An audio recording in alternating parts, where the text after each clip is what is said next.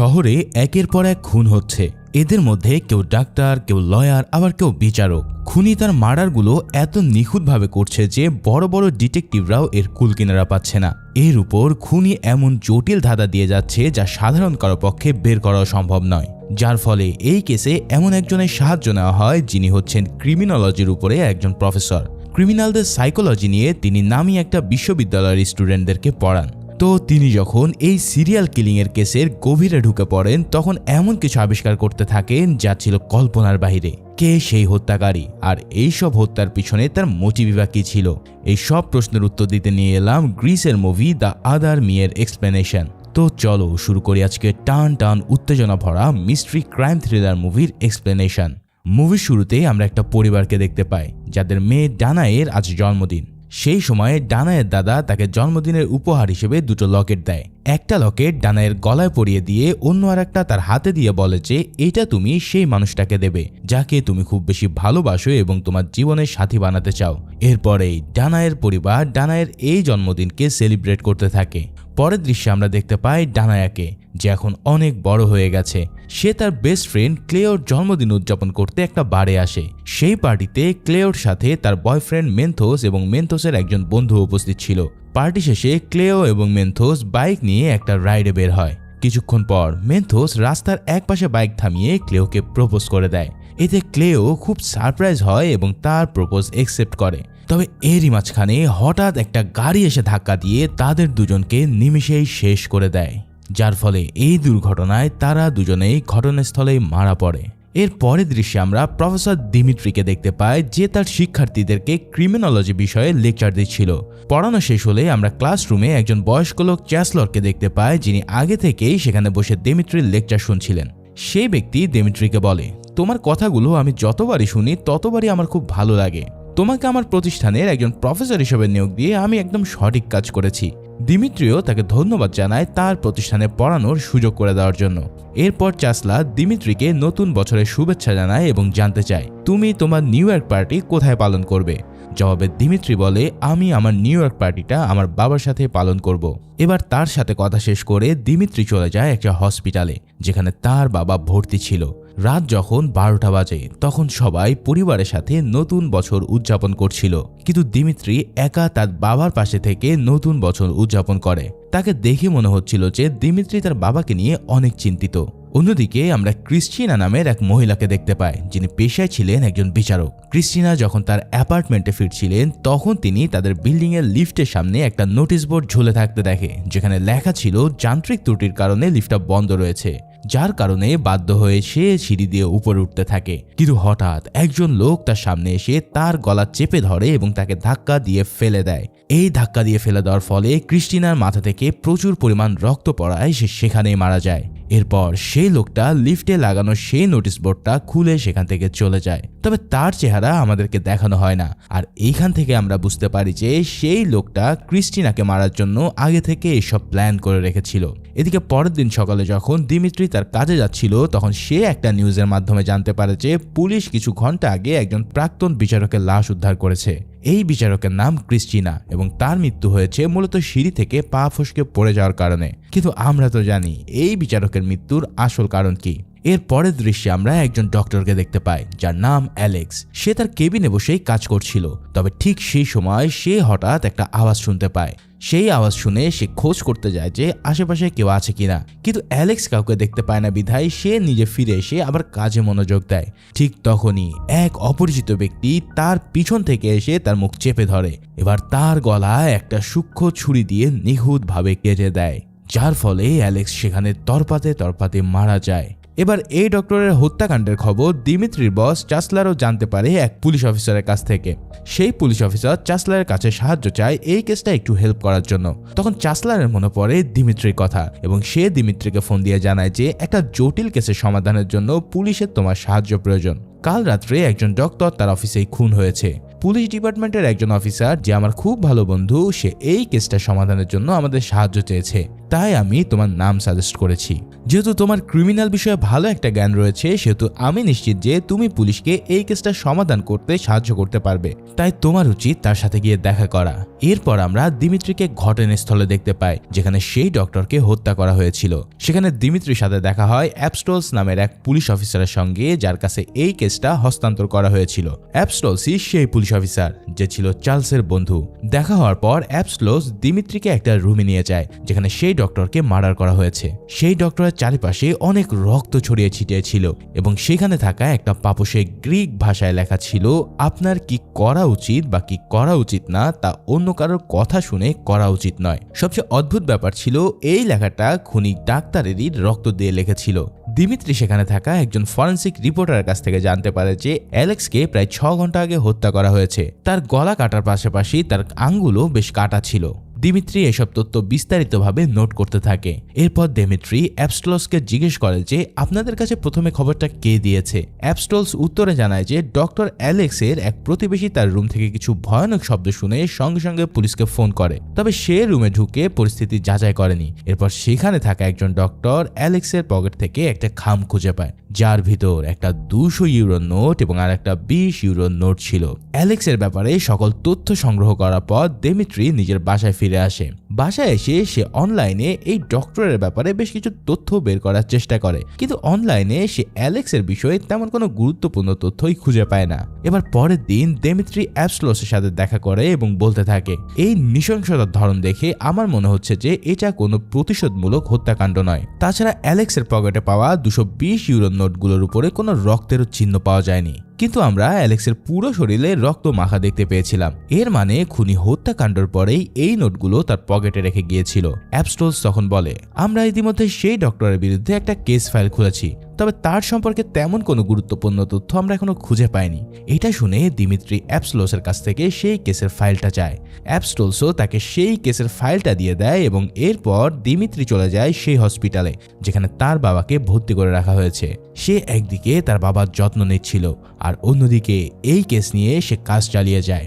পরের দৃশ্যে আমরা দিমিত্রি এবং পুলিশ অফিসার অ্যাপস্টোলসকে একসাথে দেখতে পাই। সেখানে অ্যাপস্টোলস বলে, আমরা প্রায় 37 জন সন্দেহভাজনকে জিজ্ঞাসাবাদ করে একটা জিনিস জানতে পেরেছি যে এই ডক্টর কোনো সাধু মানুষ ছিল না। তাছাড়া তার স্টাফ বা আত্মীয় স্বজনের কাছ থেকেও তেমন কোনো গুরুত্বপূর্ণ তথ্য পাওয়া যায়নি। এছাড়াও অ্যালেক্সের পোস্টমর্টম রিপোর্ট থেকেও আমরা তেমন কিছু খুঁজে পাইনি। এসব শুনে তখন দিমিত্রি বলে যে এতে বোঝা যাচ্ছে যে অ্যালেক্সের খুনটা কতটা শিক্ষিত এবং কতটা পরিকল্পনার সাথে করা হয়েছে।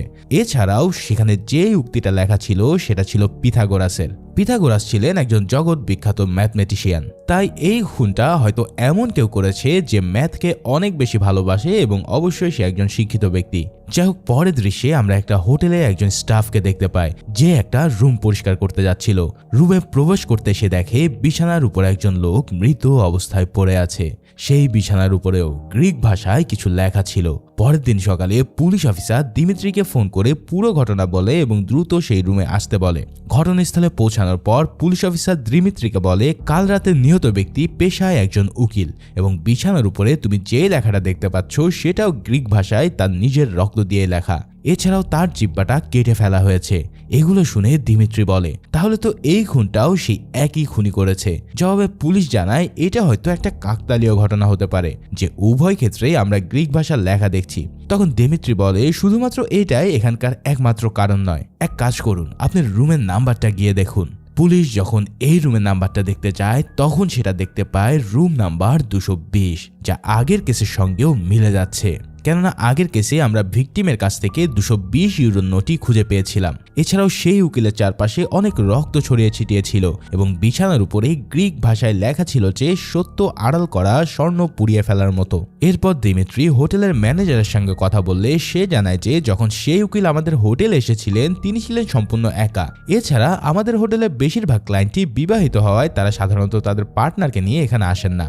এদের মধ্যে একজন রুম বুক করে হোটেলে আসেন এবং অন্যজন পরের রুমে প্রবেশ করেন। এই সব বিষয়ে আমরা কখনোই আমাদের ক্লায়েন্টকে প্রশ্ন করি না। এর পরের দৃশ্যে আমরা অ্যাপস্টোলসকে দেখতে পাই, যিনি দিমিত্রিকে বলছেন, ফরেনসিক রিপোর্ট থেকে আমরা জানতে পেরেছি যে উকিলকে মারার আগে তার শরীরে প্রথমে বেহুশ করার করার ওষুধ প্রয়োগ করা হয়েছিল। এরপর সেই বেহুশ অবস্থায় তার জিহ্বা কেটে ফেলা হয় এবং এইখান থেকে অতিরিক্ত রক্তক্ষরণের কারণে সে মারা যায়। তখন দিমিত্রি বলে সম্ভবত এই খুনগুলো একজন নারী হত্যাকারী করছে, কেননা হোটেল রুমে কোনো ছেলের সাথে দেখা করতে কেবল মেয়েই আসতে পারে। এই সব শুনে অ্যাবস্ট্রোস বলে যে আমরা সেই উকিলের শরীরে কোনো শারীরিক সম্পর্কের চিহ্ন পাইনি, যা নিশ্চিতভাবে প্রমাণ করতে পারে যে এই হত্যাকাণ্ডগুলো একজন নারী করেছে। তখন দিমিত্রি বলে তাহলে কি খুনি আমাদেরকে বিভ্রান্ত করার জন্য এই হোটেলটাকে বেছে নিয়েছে? জবাবে অ্যাবস্ট্রোস বলেন সম্ভবত। এরপর দিমিত্রি অ্যাবস্ট্রোসকে ক্রাইম সিনে তোলা একটা ছবি দেখায় যেখানে গ্রিক ভাষায় কিছু লেখা ছিল। ছবিটা দেখে অ্যাবস্ট্রোস কিছুক্ষণ চিন্তা করে। তখনই দিমিত্রি তাকে প্রশ্ন করে যে এই ছবিটা দেখে আপনার কি কিছু মনে পড়ছে? অ্যাবস্ট্রোস বলে আমি এই ধরনের একটা লেখা অন্য একটা ক্রাইম সিনে দেখেছিলাম, তবে সেটা তো ছিল একটা সুইসাইডাল কেস। তারপরেও অ্যাবস্ট্রোস সেই কেসের ফাইলটা তার সহকর্মীকে ফোন করে নিয়ে আসতে বলে। এরপর অ্যাবস্ট্রোস দেখতে পায় যে জর্জ নামের এই ব্যক্তিটার কেসটা ছিল একটা সুইসাইডাল কেস। জর্জের প্রাক্তন স্ত্রী আমাদের বলেছিল যে তার স্বামী অনেকদিন ধরে ডিপ্রেশনে ভুগছিল এবং সে তাদের এই বিচ্ছেদ কাটিয়ে উঠতে পারেনি, এই কারণে হয়তো সে আত্মহত্যা করেছে। এরপর অ্যাবস্ট্রোস জর্জের কেসের ফাইলে থাকা একটা ছবি দিমিত্রিকে দেখায় যেখানে প্রাচীন গ্রিক ভাষায় একটা বাক্য লেখা ছিল। সেখানে লেখা ছিল সকলের মৃত্যু নির্ধারিত। তবে এবার দিমিত্রি সেখানে তাকে একটা ছবি দেখে বেশ চমকে ওঠে। তা সে অ্যাবস্ট্রোসকে জিজ্ঞেস করে যে তাকে প্রথমে কে এবং কখন এই অবস্থায় দেখেছিল। জবাবে অ্যাবস্ট্রোস বলে তাকে প্রথমে তাদের বাড়ির কাজের মহিলা দেখে এবং সেই সময়টা ছিল সকাল। কিন্তু কেন তুমি এইসব জিজ্ঞেস করছো? তখন দিমিত্রি একটা ছবি দেখায় আর বলে তার ঘড়ি ঠিক রাত 2:20 বন্ধ হয়ে গিয়েছিল। এর মানে এই কেসটির সঙ্গে আমাদের অন্যান্য কেসেরও সম্পর্ক আছে। এই সময় দিমিত্রির কাছে হসপিটাল থেকে একটা ফোন আসে এবং সে দ্রুত সেখানে রওনা দেয়। এরপর হসপিটালে পৌঁছে তার দেখা হয় একজন ডক্টরের সাথে।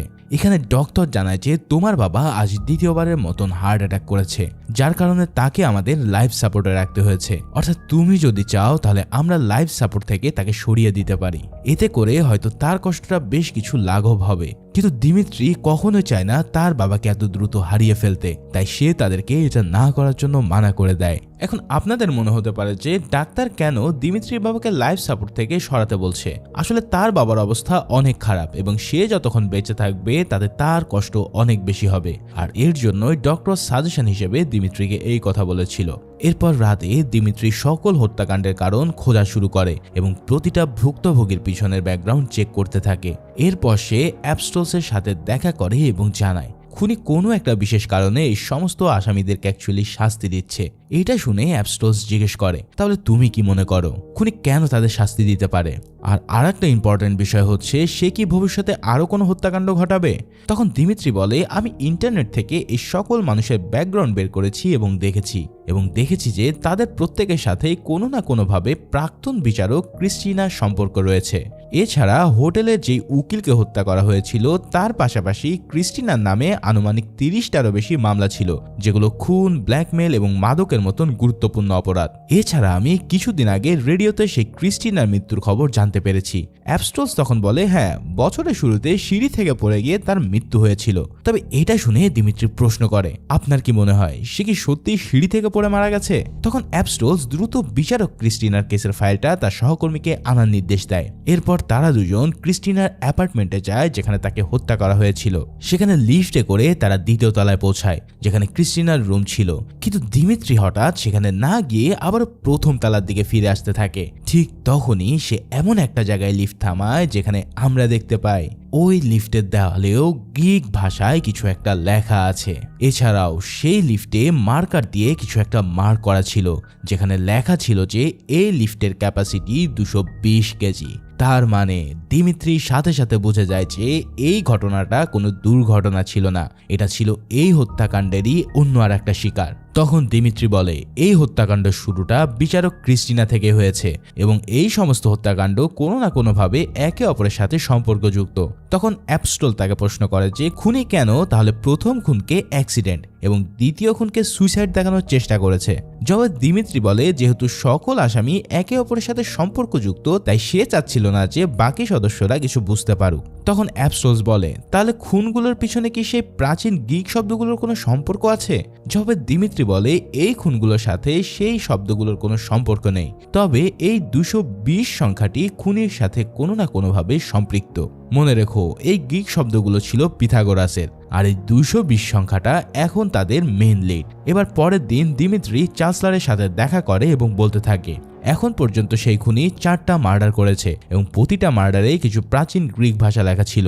এছাড়া প্রতিটা মার্ডারে কোনো না কোনোভাবে আমরা এই 220 নাম্বারটি পেয়েছি। তবে আমি এখনো কিছু বুঝতে পারছি না যে খুনি এই সংখ্যাগুলো দিয়ে আসলে কি বোঝাতে চাইছে। তখন চ্যান্সেলর বলে আমার মনে হয় এই বিষয়ে তোমাকে একজন ম্যাথ প্রফেসর হেল্প করতে পারবে। কালকে একটা ম্যাথমেটিক্স কনফারেন্স রয়েছে যেখানে প্রধান বক্তা হচ্ছেন মার্শাল।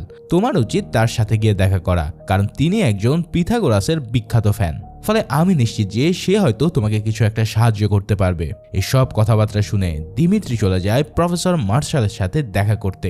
সেখানে দিমিত্রি তার পরিচয় দিয়ে বলে যে সে একটা কঠিন কেস সলভ করার জন্য দায়িত্ব পেয়েছে, আর এই কেস সলভের জন্য তার সাহায্য প্রয়োজন। এবার দিমিত্রি জানায় 220 সংখ্যাটার কি এক্সাক্ট কোনো বিশেষ অর্থ আছে গণিত ভাষায়? তখন মার্শাল বেশ কিছুক্ষণ ভেবে বলে যে গণিতের দৃষ্টিতে 220 সংখ্যাটা সরাসরি কোনো অর্থ নেই, তবে যদি আপনার কাছে আরো কিছু তথ্য থাকে তাহলে আমি সেগুলো সম্পর্কে খুঁজে বের করার চেষ্টা করতে পারি। তখন দিমিত্রি বলে যে আমরা এই হত্যাকাণ্ড নিয়ে কাজ করছি এবং প্রতিটা হত্যাকাণ্ডের স্থানে কিছু প্রাচীন গ্রিক শব্দ দেখতে পেয়েছি, যেটা সবগুলো ছিল পিথাগোরাসের লেখা। এটা শুনে মার্শাল বলে হ্যাঁ এটা হতে পারে, প্রাচীন গ্রিক ভাষার সাথে 220-এর একটা গভীর সম্পর্ক রয়েছে। দিমিত্রি প্রশ্ন করে তাহলে কি এই 220 সংখ্যার কোনো নির্দিষ্ট অর্থ আছে? মার্শাল উত্তর দেয় হ্যাঁ রয়েছে। প্রাচীন গ্রিক দার্শনিক পিথাগোরাসের মতন আমরা যেই মিউজিক শুনি তা পৃথিবীর মুভমেন্ট থেকেই তৈরি হয়। এই ধারণার উপরে ভিত্তি করে তারা কিছু সংখ্যার বিশেষ অর্থ নির্ধারণ করেছিল, যেমন 220 এবং 284। এই দুটো সংখ্যাকে তারা বন্ধু সংখ্যা বলতো, কারণ 284-র সমস্ত ভাজ্যকে যোগ করলে 220 সংখ্যাটি পাওয়া যায়। আর একইভাবে 220 এবং 284 নাম্বার একে অপরের অনেক ভালো বন্ধু। প্রফেসরের মুখ থেকে সব কথা শুনে দিমিত্রি তাকে ধন্যবাদ জানায় তার কাজে সাহায্যের জন্য। অন্যদিকে আমরা অ্যাপস্টসকে জর্জ নামের সেই ভুক্তভোগীর বাবার সাথে দেখা করতে দেখি। লোকটা বলতে থাকে আমার ছেলে খুব ভালো ছিল, কিন্তু সে সবসময় খারাপ লোকদের পক্ষে মামলা লড়ত। তবে একটা দুর্ঘটনার পর সে আর কখনোই আমার সাথে যোগাযোগ করেনি। তখন অ্যাপস্টস জিজ্ঞেস করে কোন দুর্ঘটনা? এটার পরেই দৃশ্য পরিবর্তন হয়ে আমরা অ্যাপস্টসকে দিমিত্রির বাড়িতে দেখতে পাই। সেখানে অ্যাপস্টস দিমিত্রিকে বলতে থাকে আমি বুঝে গেছি যে এই হত্যাকাণ্ডের আসল রহস্য কি। ঘটনাটি 2007 সালের। ক্লিও ও ম্যান্থোস নামের এক দম্পতি বার থেকে বের হয়ে কোথাও যাচ্ছিল। সেই সময় তারা রাস্তার পাশে দাঁড়িয়ে কিছুটা সময় কাটায়। ঠিক তখনই দ্রুত গতির একটা গাড়ি এসে তাদের ধাক্কা দিয়ে চলে যায়। গাড়িটা চালাচ্ছিল টনি নামের এক যুবক, যে ছিল এক প্রভাবশালী ব্যক্তির ছেলে। তবে টনি দাবি করেছিল যে সেই মোটরসাইকেল চালক তার গার্লফ্রেন্ডকে নিয়ে বেপরোয়াভাবে গাড়ি চালাচ্ছিল। এক সময় সে বাইকটা টনির গাড়ির সামনে চলে আসে, যার ফলে এই দুর্ঘটনা ঘটে যায়। অ্যাপস্টস আরও বলে যে টনির হয়ে এই মামলা লড়েছিল আর্গিউই, যার লাশ আমরা হোটেলে পেয়েছি। সেই মামলার বিচারক ছিল ক্রিস্টিনা, যার মৃত্যুকে আমরা প্রথমে সুইসাইড ভেবেছিলাম, এবং এই কেসের মেডিকেল রিপোর্ট তৈরি করেছিল অ্যালেক্স নামের সেই ডাক্তার, যে মিথ্যাভাবে প্রমাণ করেছিল যে টনি ড্রাইভিং অবস্থায় নেশাগ্রস্ত ছিল না। সেই সময়টায় টনির সাথে তার বন্ধু জর্জ ছিল। জর্জ কোর্টে সাক্ষী দিয়েছিল যে টনি পুরোপুরি নির্দোষ এবং সম্পূর্ণ দোষটা ছিল ওই মোটরসাইকেল আরোহীর, যার ফলে কোনো প্রমাণ না থাকায় কোর্ট টনিকে নির্দোষ ঘোষণা করে এবং জামিন দিয়ে দেয়। এসব কথা শুনে দিমিত্রি এবার প্রশ্ন করে যে তাহলে সেই মোটরসাইকেলে থাকা দম্পতিদের লাস্ট কি হয়েছিল? তারা কি সেখানে মারা গিয়েছিল? জবাবে অ্যাপস্টস বলে ওই দুর্ঘটনায় ঘটনাস্থলে মেয়েটি মারা যায়, তবে তার বয়ফ্রেন্ড গুরুতরভাবে আহত হয়ে বেঁচেছিল।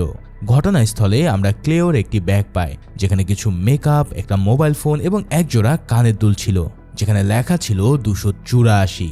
আর এটা শুনে দিমিত্রি চমকে ওঠে এবং দ্রুত বোর্ডের সামনে গিয়ে কিছু লিখতে শুরু করে।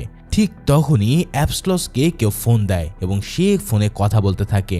ফোনে কথা বলা শেষ হলে অ্যাপস্টস দিমিত্রিকে জানায় আমরা ইতিমধ্যে অনেক দেরি করে ফেলেছি, কারণ টনি প্রায় 24 ঘন্টা ধরে নিখোঁজ হয়েছে। হতে পারে খুনি টনিকে হত্যা করেছে। তবে বেশ কিছুক্ষণ পর দিমিত্রি তাকে বলে টনিকে এখনো হত্যা করা হয়নি।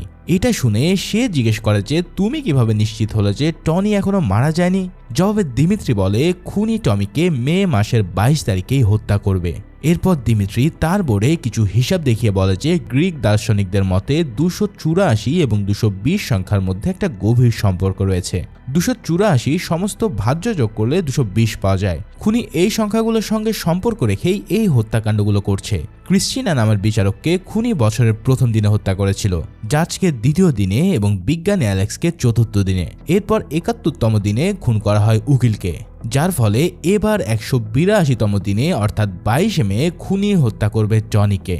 এরপর সে অ্যাবস্টলকে জিজ্ঞেস করে যে সেই মোটরসাইকেল আরোহীর নাম কি ছিল যে ওই দুর্ঘটনায় বেঁচে যায়। অ্যাবস্টলস তাকে জানায় তার নাম মেন্থোস। সে গুরুতরভাবে আহত হলেও সেখান থেকে বেঁচে যায়। এই কথাগুলো শুনে দিমিত্রি দ্রুতই মেন্থোসের বাড়ির ঠিকানা বের করে এবং এক রাতে সে গোপনভাবে সেই বাড়িতে গিয়ে হাজির হয়। প্রথমে মেন্থোসের মা তার সাথে দেখা করতে দিতে চায়নি, কিন্তু অনেক রিকোয়েস্ট করার পর ফাইনালি মেন্থোসের সাথে দিমিত্রির দেখা হয়। এখানেই আমরা দেখতে পারি যে সেই দুর্ঘটনার পর মেন্থোসের চেহারা পুরো বিভৎস হয়ে গেছে। এমন ভয়াল দৃশ্য দেখে দিমিত্রি খুব নরম সুরে তার সাথে কথা বলতে শুরু করে। সে জিজ্ঞেস করে যে আমি তোমাকে কিছু হত্যার ব্যাপারে কথা বলতে এসেছি। আচ্ছা, এই হত্যাকাণ্ডের পিছনে তোমার কি কোনো হাত রয়েছে? এটা শুনে মেন্থোস হেসে ওঠে এবং বলে, আমি যদি নিজ হাতে এদেরকে খুন করতে পারতাম তাহলে আমার চেয়ে খুশি আর কেউই হতো না, কারণ সেদিন রাতে তারা আমাদের সাথে যা করেছে সেটা কোনো মানুষ করতে পারে না। আমার গার্লফ্রেন্ড ক্লেও অ্যানেস্থেসিওলজির উপরে পড়াশোনা করত। আমরা বিয়ের পরিকল্পনা করেছিলাম এবং একসাথে থাকার স্বপ্ন দেখতাম, কিন্তু সেই রাত আমাদের সবকিছুই শেষ করে দিল। তখন দিমিত্রি সরাসরি জিজ্ঞেস করে যে তুমি কি তাদেরকে হত্যা করেছো? কিন্তু মেন্থোস তাকে জানায় যে সে এই হত্যাকাণ্ডের সাথে কোনোভাবে জড়িত নয়, তবে সে যদি ওই খুনিকে কাছে পায় তাহলে তার পায়ে সে চুমু খাবে। এরপর আমরা দেখতে পাই দিমিত্রি তার হুইল চেয়ার নিয়ে বাইরে বের হচ্ছে। তার মানে দিমিত্রির পক্ষে অ্যাকচুয়ালি এই খুনগুলো করা সম্ভব নয়। এটা দেখার পর দিমিত্রি যখন সেখান থেকে চলে যেতে থাকে ঠিক তখনই পুলিশ সেখানে এসে মেন্থোসকে জিজ্ঞাসাবাদ করার জন্য। পরের দৃশ্যে আমরা দিমিত্রিকে চার্লসের অফিসে দেখতে পাই, যেখানে চার্লস দিমিত্রিকে এই ব্যাপার নিয়ে বকতে থাকে যে কেন সে একজন অপরাধীর বাড়িতে একা একা গিয়েছে। তার উচিত হয়নি একজন অপরাধীর বাড়িতে এভাবে একা একা যাওয়ার। ঠিক তখনই দিমিত্রির কাছে অ্যাবস্টলসের ফোন আসে, যেখানে সে জানায় যে টনি মারা গেছে। দ্রুত ক্রাইম সিনে পৌঁছে দিমিত্রি তদন্ত শুরু করে দেয় এবং সকল কিছু সেখানে নোট করতে থাকে। সেখানে উপস্থিত একজন পুলিশ অফিসার তাকে জানায় খুনি টনির উপরেও বেহুশ করার ওষুধ প্রয়োগ করেছিল, তবে খুনি জানতো কাকে কতটুকু ওষুধ প্রয়োগ করতে হবে এবং সে ওষুধের কার্যকারিতা কতক্ষণ থাকবে।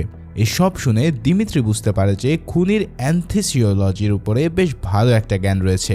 এখন ক্রাইম সিন থেকে পুলিশ অফিসার 220 নম্বরের একটা রক্তমাখা প্লেটও খুঁজে পায়। এছাড়াও একটা দেওয়ালে লেখা ছিল, আমি কি করেছি যা আমার করা উচিত নয়, আমি কি করেছি যা আমার করা উচিত। এর উপর অ্যাবস্টলস দিমিত্রিকে কেসে সাহায্য করার জন্য ধন্যবাদ জানায় এবং আশ্বাস দেয় যে সব ফাইল পরীক্ষা করে তারা খুব শীঘ্রই খুনিকে ধরতে পারবে। এদিকে বাসায় এসে দিমিত্রির মাথায় সেই কথাগুলো নিয়ে ভাবতে থাকে যেগুলো মেন্থোস তাকে বলেছিল। মেন্থোস তাকে জানিয়েছিল যে ক্লিও অ্যানেস্থেসিওলজির উপরে বেশ পড়াশোনা করেছে।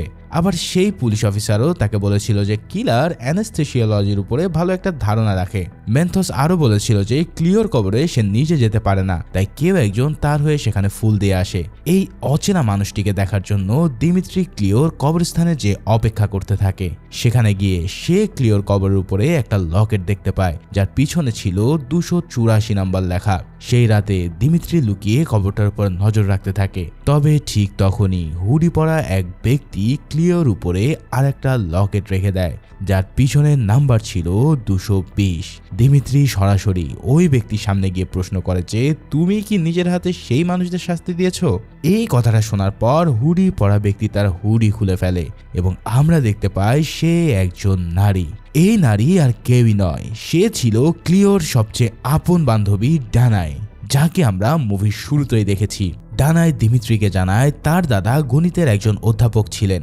একবার জন্মদিনে দাদা তাকে দুটো লকেট উপহার দিয়েছিল, যার মধ্যে একটা দিয়েছিল আমাকে এবং অন্যটা দিতে বলেছিল সেই লোককে যাকে আমি সবচেয়ে বেশি ভালোবাসি।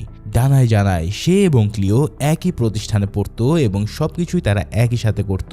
কিন্তু সেদিন সব পাল্টে যায় যেদিন আমরা জানতে পারি যে ক্লিও আর বেঁচে নেই। আমি যখন জানতে পারি ক্লিওর হত্যাকারী কোর্ট থেকে জামিন পেয়ে গেছে, তখনই আমি নিজের হাতে আইন তুলে নেওয়ার সিদ্ধান্ত নেই। আমি একে একে তাদের সকলকে হত্যা করি যারা সেই হত্যাকারীকে দ্বিতীয়বার অপরাধ করার সুযোগ করে দিয়েছে। আমি এখনো পর্যন্ত যা করেছি তার জন্য আমার কোনো অনুশোচনা নেই। এখন তুমি আমার সাথে সেটাই করতে পারো যেটা তুমি চাও। এগুলো বলে ডানায় যখন পিছনে তাকায় তখন সে আর দিমিত্রিকে সেখানে দেখতে পায় না। এরপর আমরা দেখি দিমিত্রি হসপিটালে তার বাবার হাত ধরে ইমোশনাল হয়ে পড়েছে। কিছুক্ষণ পর সে নিজেকে সামলায় এবং ডাক্তারকে জানায় যে তার বাবার লাইফ সাপোর্ট সরিয়ে নিতে। এরপর দিমিত্রি তার ঘরে ফিরে আসে, যেখানে বোর্ডের ডানায় এবং ক্লিওর ছবি টানানো ছিল। আর এই সিনের মধ্য দিয়ে মুভিটা এখানেই সমাপ্তি ঘটে। তার মানে তোমরা বুঝতেই পারলে, দিমিত্রি হয়তো আসল খুনির পরিচয় পাওয়ার পরেও সে কারোর কাছে সেটা রিভিল করবে না, কেননা আইন সবসময় সঠিক অপরাধীকে বিচার করতে পারে না। তাই তো কিছু সময় কাউকে না কাউকে বাধ্য হয়ে তা সমাপ্ত করতে হয়, যেমনটা হয়েছিল ক্লিওর জন্য। তো মুভিটা কেমন লাগলো তা অবশ্যই জানিও। দেখা হবে পরের কোনো ভিডিওতে। সে পর্যন্ত সবাই ভালো ও সুস্থ থাকো। আল্লাহ হাফেজ।